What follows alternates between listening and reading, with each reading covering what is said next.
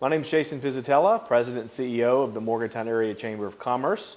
We're pleased that you've been able to join us for this campaign interview process where we've invited all of the candidates for the House of Delegates in the 51st Delegate District to join the Chamber and spend between 10 and 15 minutes with us answering our questions that are of interest to the business community and the greater Morgantown area as a whole. All of the candidates have agreed to participate and limit their answers to 2 minutes for each question.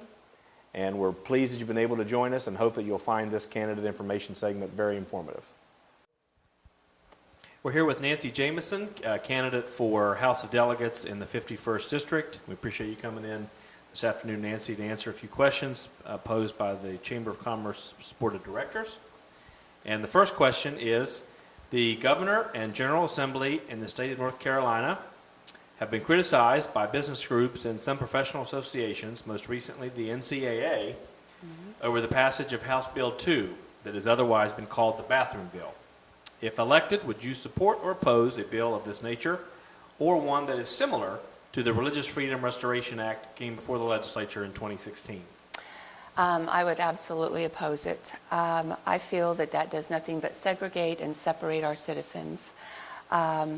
If anyone was familiar with the article on September the 13th in the Charleston Gazette, our Senate Majority Leader, as well as the Democratic challenger, also opposed legislation modeled after the North Carolina bill. So I feel this bill does nothing but drive our people apart, and West Virginia, in my opinion, has many more things that we need to be focusing on at this point. The next question is, the state of West Virginia's budget has become increasingly challenging to put together in recent years due to reduced severance tax revenue from coal and natural gas and the ongoing effects from the lingering recession. Would you support an increased tax to ensure that the state maintains the constitutionally required balanced budget? Why or why not? I would be in favor of some tax revenue generated, new tax revenue generated. One of the things that I've been thinking about is a actual tax on venues, sports venues. If we were to increase or implement an income tax or maybe a $10 tax on a ticket for a sports venue, I don't feel that that is a very large tax considering the amount of money that sports venues create. I wouldn't look at sport venues that are implemented at our high school levels or elementary school levels. I would only look at larger venues where people are spending several $100s so for them to have a small tax put on that, I feel that that would be a justifiable tax. According to officials at West Virginia University, WVU has sustained approximately $30 million in budget cuts over the last 3 fiscal years. In light of these cuts, what actions would you pursue in the legislature to ensure that lawmakers do not balance the state budget on the backs of higher education institutions like WVU? Well, I think that's very similar to balancing the budget on the backs of public employees. I feel that we're going to have to come up with some general revenue. We're going to have to start thinking outside the box of ways to create revenue in West Virginia.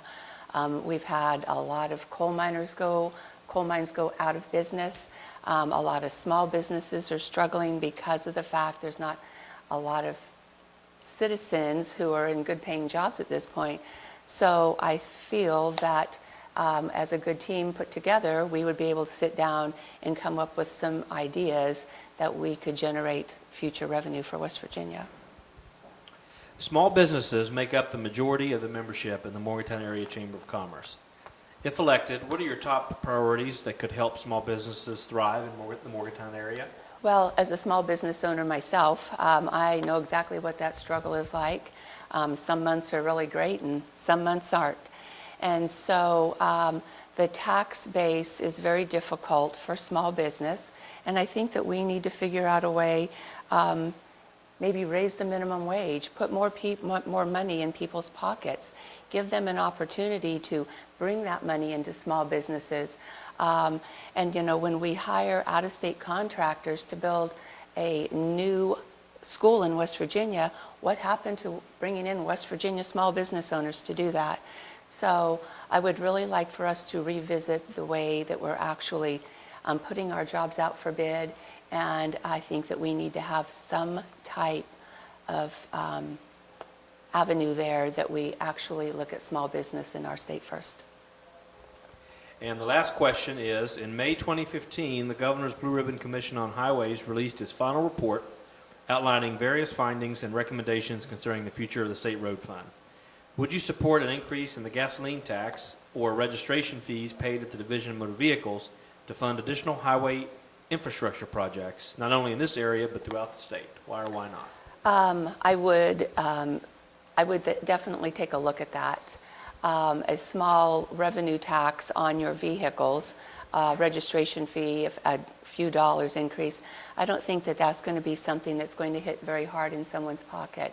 You know, we really need to remember that a lot of people are struggling. We have a lot of workers out of work right now, and so we're going to have to be able to be conscious of all of our citizens, whether they're on the bottom rung or whether they're on the top rung. We need to make sure that we're taking care of everybody. Okay, that's the last question. And Nancy, we certainly appreciate you taking time to visit with the Chamber today, and best of luck on the November 8th, 2016 general election. Thank you so much, and thank you for having me. Thank you.